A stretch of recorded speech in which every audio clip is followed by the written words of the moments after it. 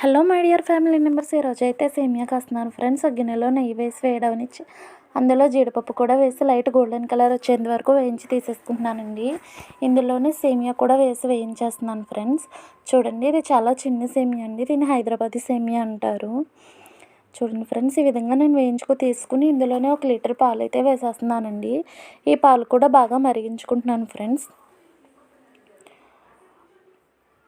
పాలైతే మరిగిపోయింది. ఇందులో పంచదార వేస్తున్నానండి. పంచదార వేసుకున్న తర్వాత స్టవ్ ఆపేసి 1 నిమిషం తర్వాత వేయించి పెట్టుకున్న సేమియా అయితే వేసేస్తున్నానండి.